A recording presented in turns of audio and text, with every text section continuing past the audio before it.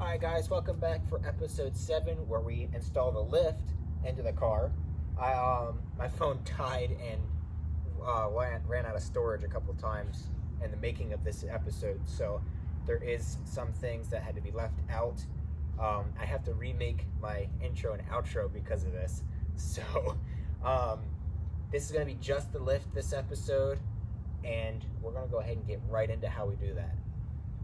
Alright, so I got the rear lift blocks out of the old one, and we're going to go ahead and slap them on the rear of the new car. We're going to start with the one that's already got no wheel on it. And I have the shock sitting right in front of me. What I'll be doing with this is pretty much putting this on top and then putting the nuts on. When doing this, you got to make sure you put the bolts that are going to be going into the car in first. Otherwise, you're not going to be able to get them in. And what you're going to want to do is hold those all the way up, slide the nut that'll go onto the shock bolt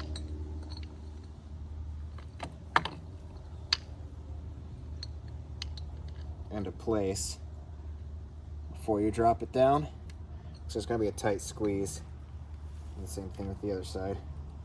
And then once, I'm going to just go ahead and screw those down.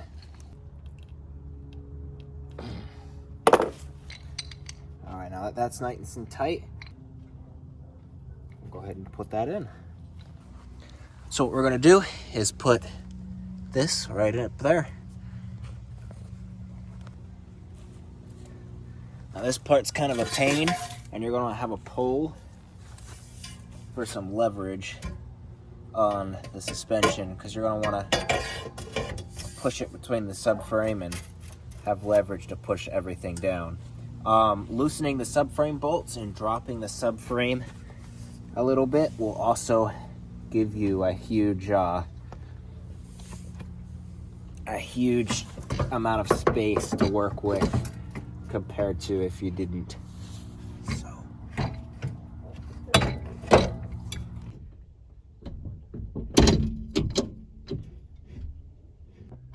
all right.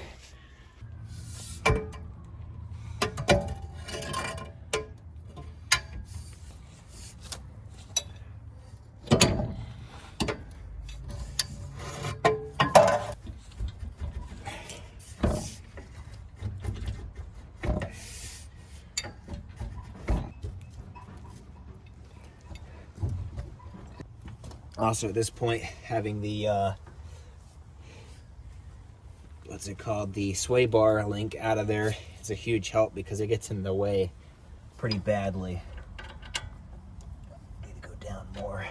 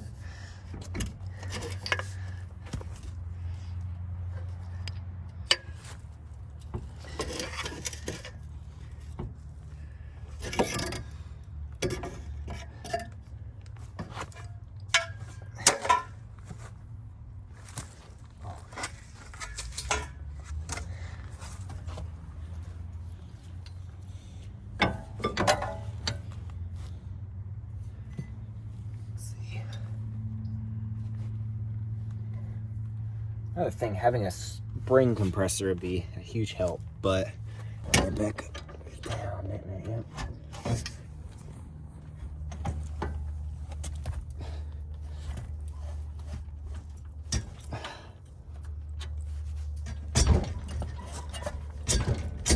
Pretty much got it in there.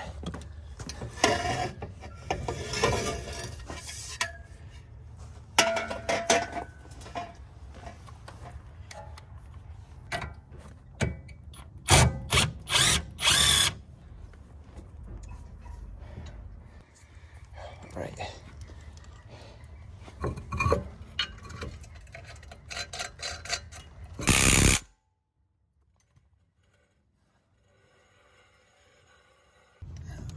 This will be our rear body lift.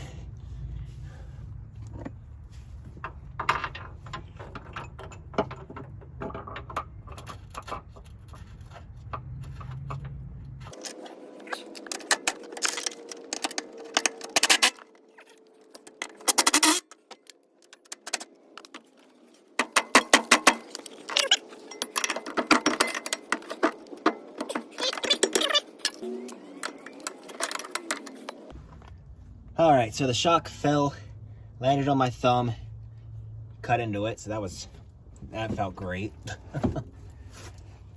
Now that these aren't wedged together, I can get this guy out of the way and pull this out.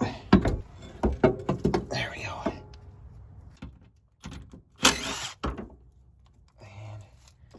And she's home free. Sayonara. All right, managed to find one of my hammers, and the heavier one too, which is good.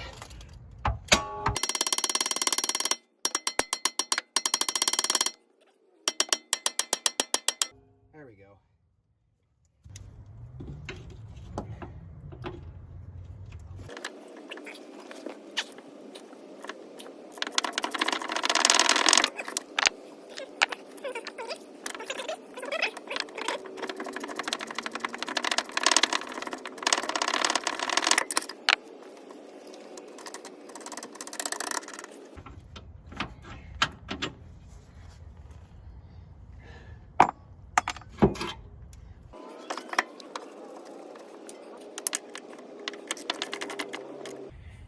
All right, now to repeat the process with the lift block.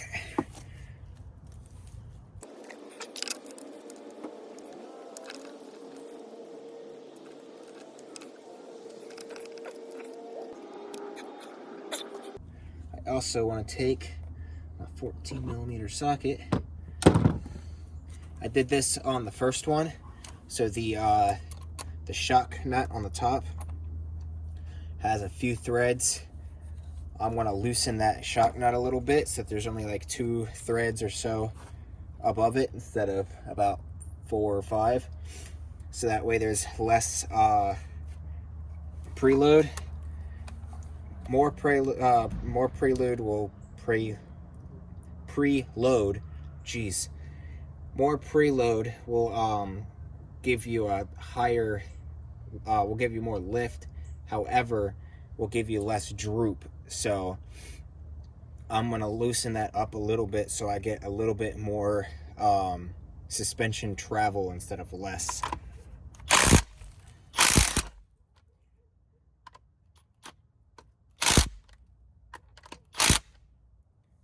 And there we go. That's about where it's at on the other side.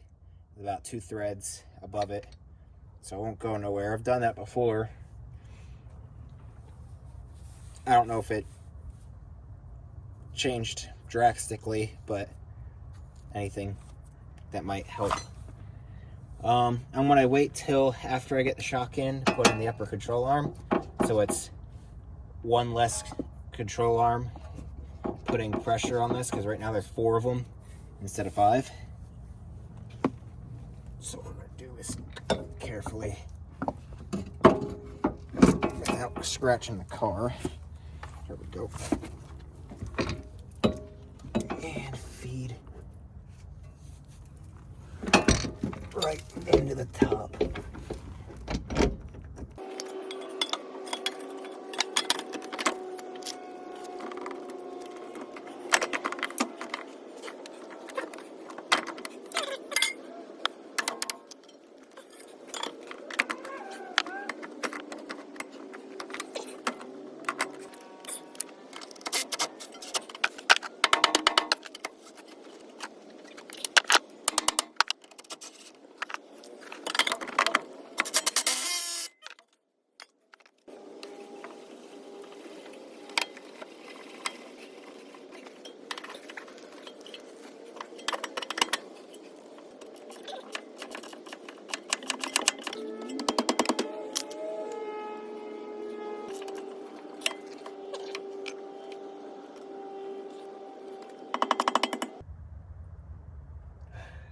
pins in there. Gave me a fight. But we can go ahead and... Oh man, my knees.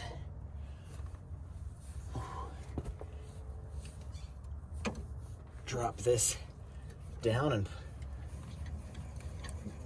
put a wheel on it.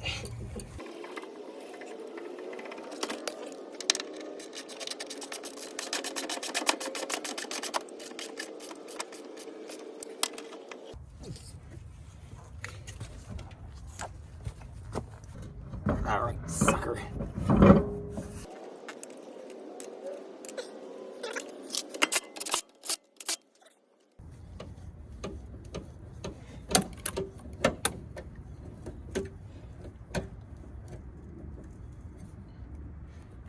It's definitely got a lot of droop, and just now touched the ground.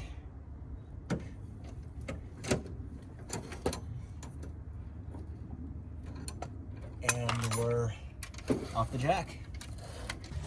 All right, so we got the lift stuff out of the old Accord, and it is starting to rain already, sadly. So I gotta try and get this done quick. For upper control arms, we're gonna be running these True Heart adjustable upper control arms. They were pulled out of the old one, which is why they're pretty dirty still.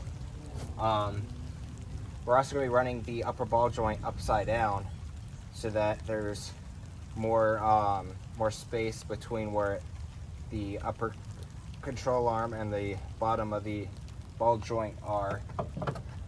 And I've been running it like that for a few months now since I got these with absolutely no issue. So we're going to keep running them like that.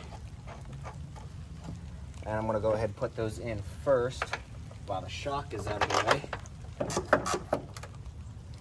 With the first gen CRV lifting coilovers, we'll be trying to put in this later in the year. I should be able to bolt the rear ones right up, no problem.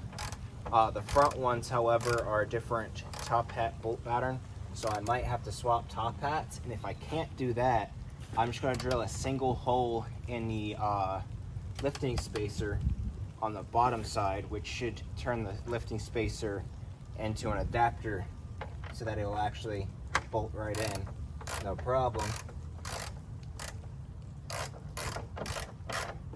Because the first gen CRV, the bolts are, there's two bolts, one on either side, while on these it's pretty much a triangle, so I'd have to pretty much put in a bolt opposite of one of these three, so either here, here, or here on this piece here, which would then allow this to turn into an adapter plate that would go on the top of the shock, and then this would go into the body and still have all three bolts, as well as the two what's it called, the strut bolts or whatever.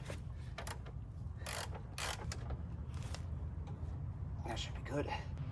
All right, so we're gonna go ahead and put in the first gen CRV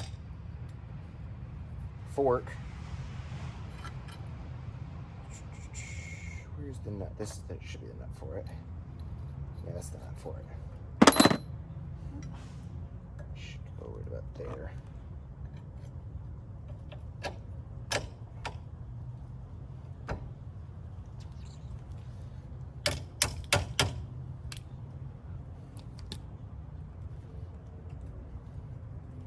I don't believe I've squeezed this one yet.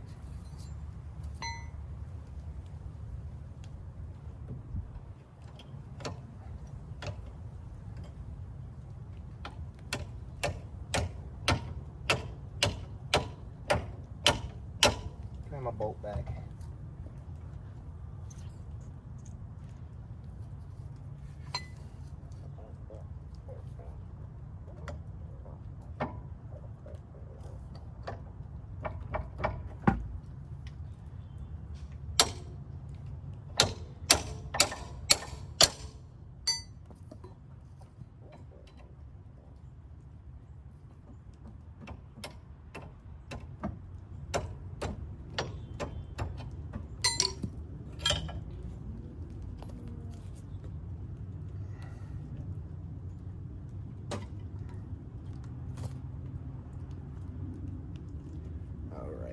to squeeze this one together.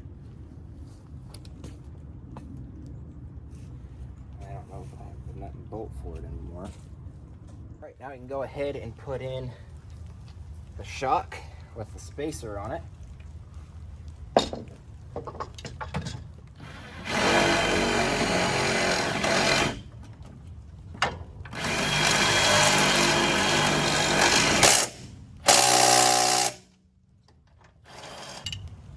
The shock is in.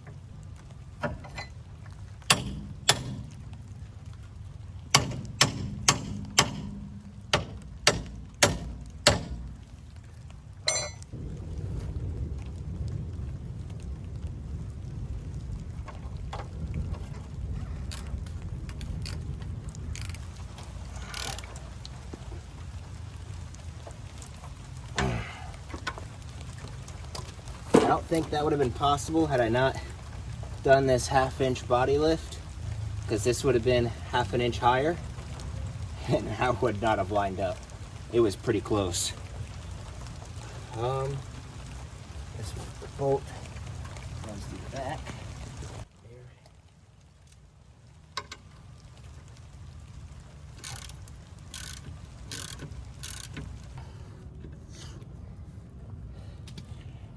And there we go.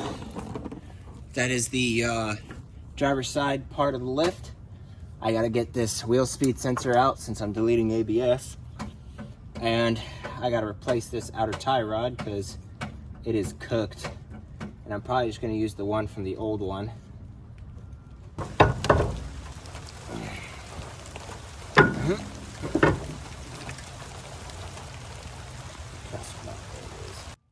Alright, so my phone died, but I got the upper control arm, the upper ball joint bolted into the spindle. I have my phone on the charger right now, so I can't really bring my phone any closer. Alright, real quick before my phone dies, because I'm at 4%. This is what the entire setup looks like. So going from the top, we have our HRG lift lock. Then we have our upside down True Heart upper control arm with adjustable camber. I'm pretty much used the left on the right, and I'm using the right on the left so that when they're upside down, they line up properly. Moving down from there, we have a first gen CRV shock fork at the bottom, which is 1/2 inch longer, and then the rest of it's pretty much stock. So, but yeah, this is what we're looking like, and we'll see once the engine's dropped in her and we got the bigger tires, just how much lift or ground clearance we'll have over the stock 6 inches. So right now she's sitting at 10.5 with no engine in it and the original tire size. And the rear is sitting at, I believe, 9.5 or 10 even. I can't remember. So, yeah, we'll go ahead and get working on the passenger side and get that all together. All right, before I go ahead and put the original shock or aftermarket shock that was in the new one in the old one so I can continue driving it. This right here is the tab I was talking about. I've had 2 of these pop off. 2 sets of these where these popped off. So I've had like, I think 3 of these tabs in total shear off on me. And as you can see on the Honda OEM shock, it's got a complete ring around the top here that prevents it from sliding through the fork. So while this has 2 little spot welds there, you could see and that's it. So all it takes is one good bump, and it goes right through the fork and into the CV axle. So that's not great. All right, so I've gone ahead and thrown 3 of the off-road wheels on, and she's sitting 10 even to the jack point on this side.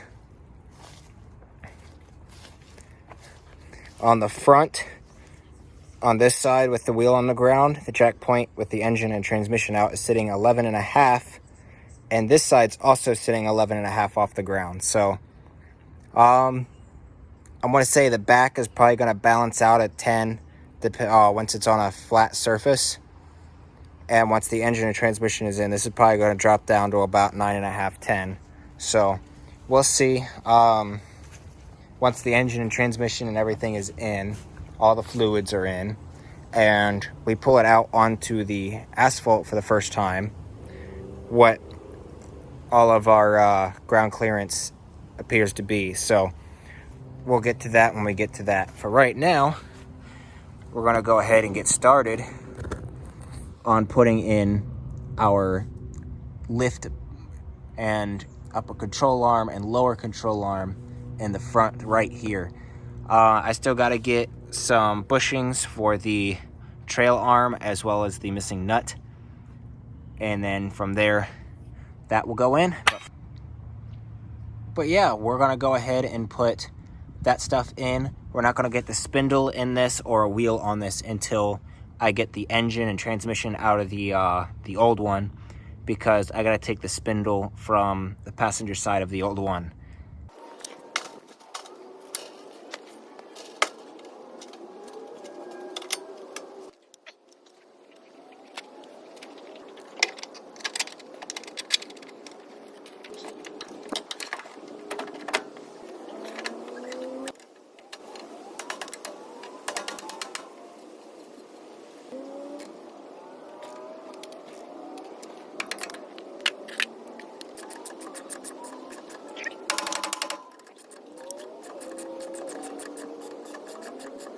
Alright, so that's how we get this thing lifted up on our HRG lift blocks and some other small things, trying to squeeze as much clearance out of this old girl we can.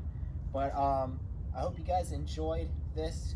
The next episode will comprise of the snorkel, how I'm going to mount it on the fender. I was going to just wait till I got the wide body fender kit, but it's probably going to be another month or 2 before I can even order those. So we're going to go ahead and throw it on, because we will have to drill the hole through the fender anyway to be able to feed the intake in. So we're going to get into that next episode. Next episode, we're also going to get into how we do the vinyl work on this, because everything came in the mail finally. And I'm going to go ahead and paste that on the car. So from there, we'll be getting very close to putting the engine in, because if I get too much more done here, I'm going to have nothing left to do. Anyway, I hope you guys enjoyed this episode, and I will see you in episode 8.